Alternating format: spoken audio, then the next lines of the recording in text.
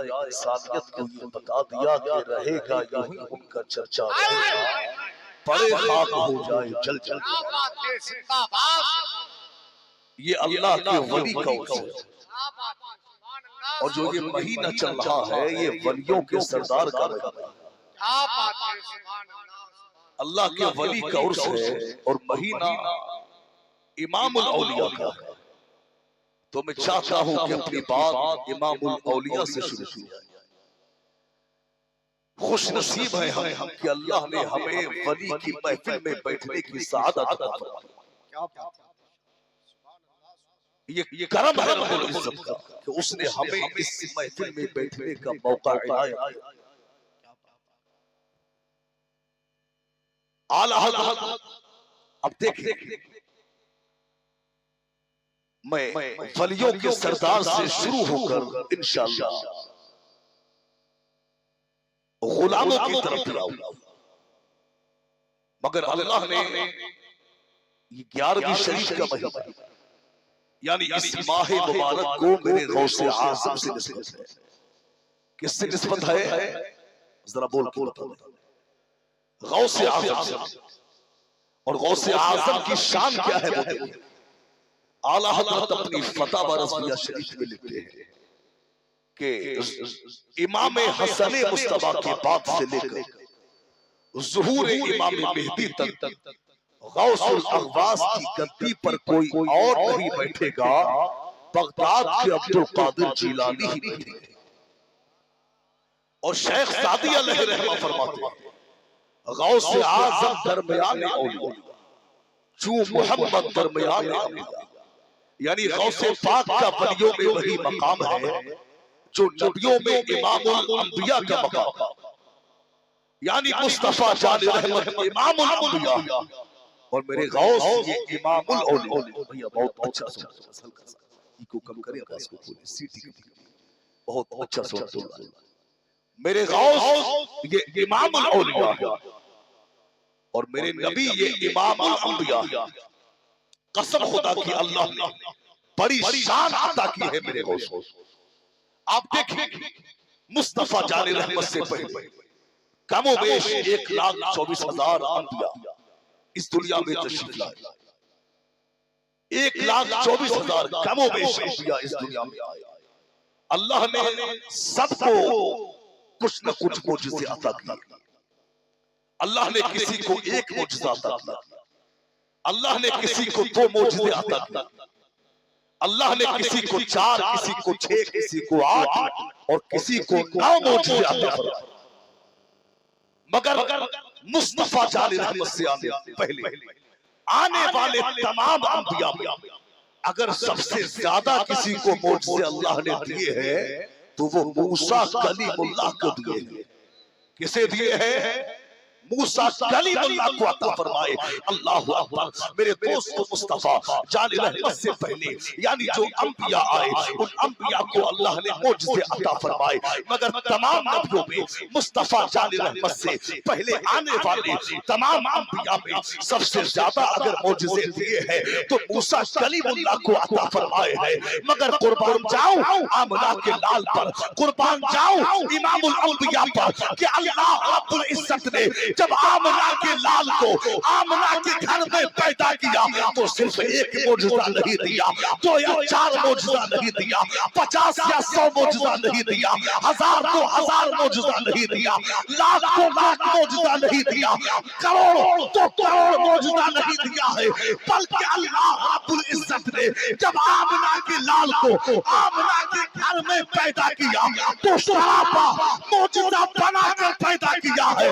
میرے نبی کی ہر عادت کو معجزہ بنا دیا ہے۔ اب میرے نبی کا چلنا معجزہ، میرے نبی کا اٹھنا معجزہ، میرے نبی کا کھانا معجزہ، میرے نبی کا پینا معجزہ۔ حق تو یہ ہے مصطفیٰ جان رحمت اگر بیت الخلا چلے جائے تو بیت الخلا جانا معجزہ ہے۔ میرے سرکار اگر انگلی کو اٹھا دے تو انگلی اٹھانا معجزہ۔ مصطفیٰ جان رحمت اگر ہاتھوں کو اٹھا تو ہاتھوں کو اٹھانا یہ معجزہ۔ اب اسی نبی کا فیضان براہ راست یہ بغداد کی جانب آتا ہے، براہ راست اسی نبی کا فیضان یہ بغداد کی طرف آتا ہے، یعنی گنبد خضرا سے یہ بغداد میں گنبد غوث اعظم کی طرف آتا ہے۔ اب اللہ رب العزت نے اس دنیا میں بہت سے اولیاء کو پیدا کیا، بہت سے اولیاء آئے اور چلے گئے، بہت سے اولیاء آج بھی اس دنیا میں موجود ہیں، اور قیامت تک انشاءاللہ ولیوں کے آنے کا سلسلہ یہ جاری و ساری رہے گا۔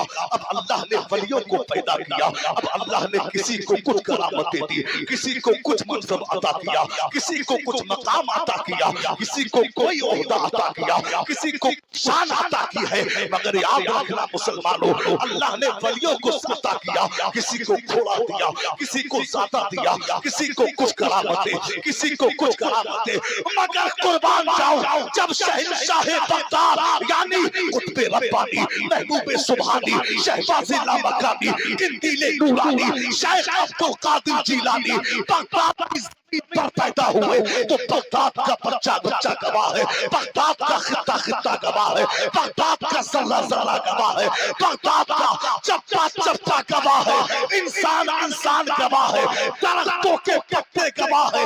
جب اللہ رب العزت نے غوث اعظم کو بغداد میں پیدا کیا تو صرف ایک یا دو کرامت نہیں، بلکہ اللہ رب العزت نے میرے غوث کی ہر ادا کو کرامت بنا۔ نعرہ تکبیر، نعرہ رسالت، فیضان غوث اعظم، خواجہ کا ہندوستان، فیضان مدار پاک، عرس سید شاہ بابا حضرت علامہ مفتی امان الحق دہلوی صاحب قبلہ، نعرہ تکبیر۔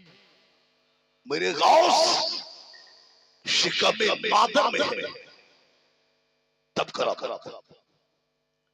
ماں کے پیٹ سے باہر یعنی پیدا ہوا تب کرا۔ میرے غوث جب 18 سال کے ہوتے ہیں تب کرا۔ میرے غوث جب مدرسہ تعلیم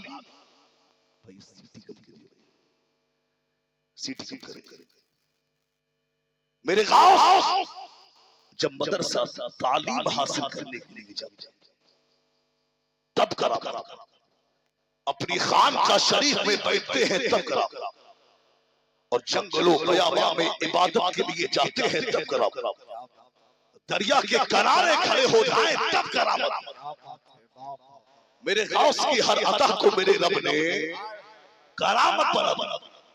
آپ دیکھیں حضرت قاضی ثناء اللہ پانی پتی علیہ الرحمہ اپنی کتاب السیف الملول اور حضرت شیخ احمد سرہندی مجدد الفسانی علیہ الرحمہ اپنے ملفوظات میں لکھتے ہیں کہ اللہ رب العزت نے انبیاء کے بعد میں ولایت کا نظام قائم کیا۔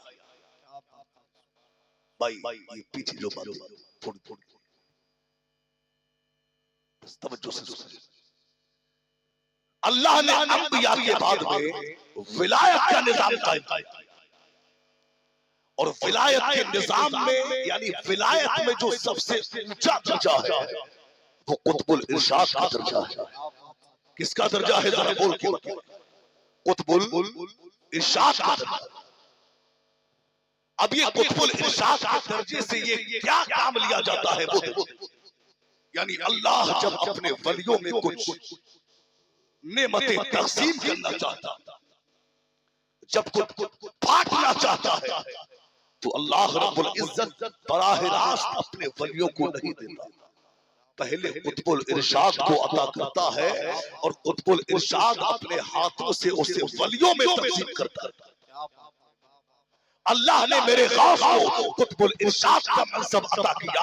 اللہ اکبر، یہ قطب الارشاد کا منصب یہ اللہ رب العزت نے یہ حضرت مولا علی کو عطا کیا۔ مولا علی کے بعد میں یہ منصب امام حسین کو ملا، امام حسین کے بعد میں یہ منصب مولا علی کے بعد میں امام حسن کو ملا، امام حسن کے بعد میں امام حسین کو ملا، امام حسین کے بعد میں امام زین العابدین کو ملا۔ اسی طرح یہ سلسلہ سلسلہ چلتا رہا، یعنی امام جاتے رہے، منصب بدلتا رہا، ایک امام گیا دوسرے کو منصب ملا، دوسرے امام گئے تیسرے کو ملا، تیسرے گئے چوتھے کو ملا، چوتھے گئے پانچویں کو ملا، اسی طرح یعنی امام دنیا سے پردہ کرتے گئے، یہ منصب بدلتا گیا، منصب منتقل ہوتا گیا، مگر میرے دوستو یہ 12 امام کے بعد میں جب یہ منصب میرے غوث اعظم کو ملا ہے تو قسم خدا کی جب سے یہ منصب ملا ہے میرے غوث کے پیدا ہونے سے لے کر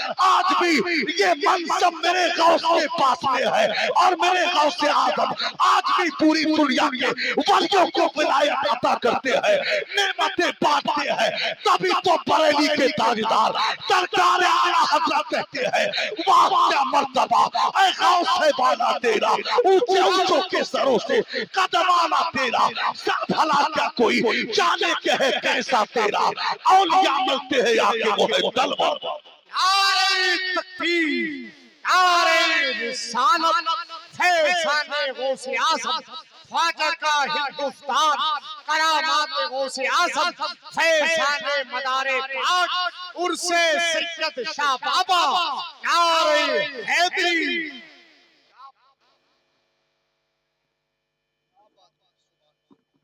واہ کیا مرتبہ اے غوث ہے بالا تیرا، اونچے اونچوں کے سروں سے قدم آلا تیرا۔ میں کہتا ہوں قسم خدا کی غوث اعظم جیسا ولی، غوث اعظم جیسا قطب، غوث اعظم جیسا میرا اللہ نے اس دنیا میں کوئی دوسرا پیدا نہیں کیا، بڑا مقام عطا کیا ہے غوث اعظم، بڑی شان عطا کی، قسم خدا کی میرے غوث کے تقدس کا جواب نہیں، میرے غوث کی عظمت کا جواب نہیں، میرے غوث کی شان کا جواب نہیں ہے، کیا شان ہے میرے غوث کی۔ ارے غوث اعظم نے بغداد کی زمین پر کہا تھا کہ میرا یہ قدم روئے زمین کے تمام اولیاء اللہ کی گردنوں پر ہے، جب یہ میرے غوث نے بغداد میں فرمایا تو ہند میں یعنی ہند کے راجہ حضرت خواجہ غریب نواز نے اپنی گردن کو جھکا لیا، اپنے سر کو جھکایا اور عرض کیا اے میرے آقا غوث اعظم آپ کا قدم میری گردن پر ہی نہیں ہے بلکہ میری آنکھوں پر بھی ہے، میرے سر پر بھی ہے، میں کہتا ہوں روئے زمین کے تمام اولیاء اللہ کی گردنوں، اولیاء اللہ کے دلوں میں غوث پاک کا یہی ادب ہے جو غریب نواز کے دل میں ہے، تبھی تو برادر اعلیٰ حضرت علامہ حسن کہتے ہیں سروں پر جسے لیتے ہیں تاج والے تمہارا قدم ہے، تو یا غوث اعظم کہے کس سے جا کر حسن اپنے دل کی سنے کون تیرے سوا غوث۔ کیا بات ہے، زندہ باد، لاجواب۔ اگر بات ذہن نشی ہوتی ہو تو ذرا آہستہ سے کہے ارشد سبحان اللہ، سرکار غوث کی محبت میں جھوٹ کے کہے یا غوث، یا غوث، سبحان اللہ۔ غوث پاک کو اللہ نے بڑی شان عطا کی۔ کیا بات ہے۔ اچھا ایک بات اور سن، آج ہم امام اعظم ابو حنیفہ کے مقلد ہیں، امام اعظم کو ہم فالو کرتے ہیں، یعنی ان کے ہم طریقے پر چلتے ہیں۔ میرے غوث اعظم یہ حنفی نہیں ہے بلکہ حنبلی ہے، یعنی یہ امام احمد بن حنبل کے مقلد ہیں۔ حالانکہ غوث اعظم بھی پہلے حنفی تھے، مگر امام احمد بن حنبل میرے غوث اعظم کے پاس خواب میں تشریف لائے، اور غوث اعظم سے امام احمد بن حنبل نے فرمایا اے شیخ عبد القادر جیلانی، تمہاری نسل یہ قیامت تک زندہ رہے گی، اگر آپ میرے مقلد ہو جائے، اگر آپ میری تقلید کرنے لگے تو آپ کی وجہ سے میرا مسلک بھی قیامت تک زندہ رہ جائے گا۔ سبحان اللہ، سبحان اللہ۔ تو غوث اعظم نے امام احمد بن حنبل کی فرمائش پر مسلک حنبلی کو فالو کیا۔ اب امام احمد بن حنبل یہ کون ہے؟ 7 لاکھ حدیثوں کے حافظ ہیں، کتنی حدیثوں کے ذرا بول کے بتائیں؟ 7 لاکھ حدیثوں کے امام احمد بن حنبل،